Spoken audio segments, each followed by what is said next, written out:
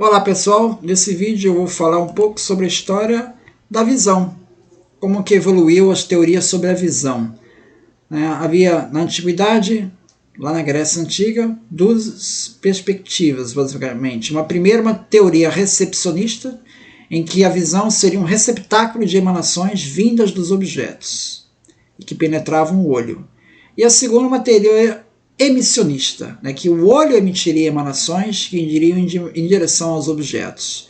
Platão, em Tímeo e no Títeto, ele teria proposto a junção da teoria emissionista com a recepcionista.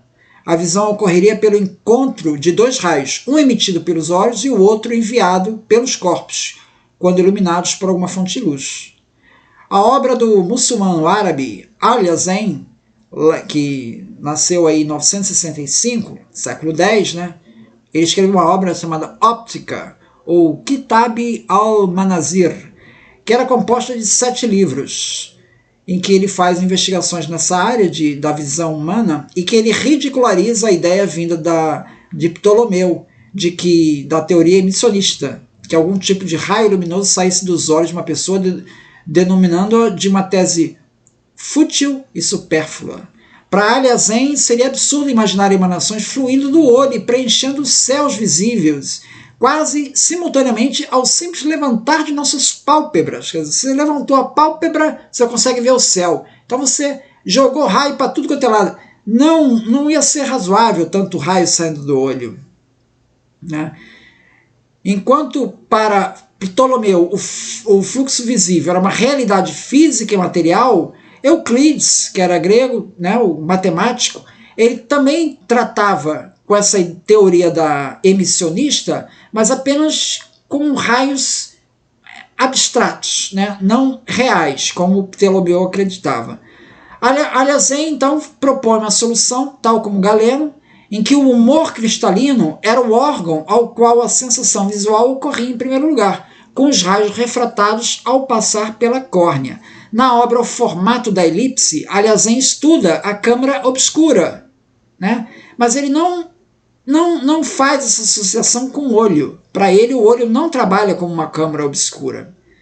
As obras de Al-Hazen foram transmitidas para os filósofos do Renascimento, pelas traduções para o latim, especialmente as traduções feitas por Riesner, em 1572, que fez com que a obra passasse a ter grande difusão. Então, Kepler, Snell, Fermat, Descartes, todos tiveram acesso à obra do Al-Hazen.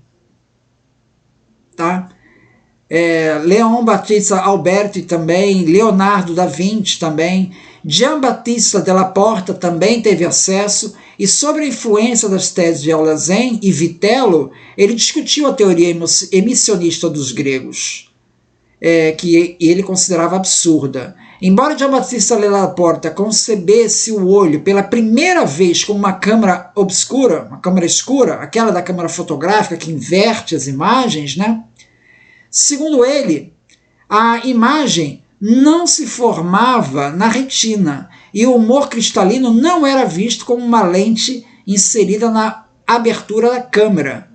Ao contrário disso, ele manteve a ideia de que o cristalino era a tela sobre a qual as imagens eram projetadas. Então, apesar de usar o conceito de câmera obscura, a função de cada elemento lá dentro ainda estava um pouco confusa, e a formação da imagem. Alguns autores apontam o pioneirismo de Leonardo da Vinci no conceito de câmara escura para explicar o funcionamento do olho. No entanto, esses textos do Da Vinci são arquivos pessoais que ele manteve guardado e que isso não houve divulgação na época. Então, o impacto da obra de Da Vinci para a ciência da época não houve. Isso só foi descoberto relativamente recentemente, esses textos do Da Vinci. De qualquer forma, os trabalhos de Da Vinci sobre o assunto permaneceram guardados em arquivos pessoais. Então, o pioneirismo dessa associação fica então com Giambattista della Porta. É isso então, muito obrigado.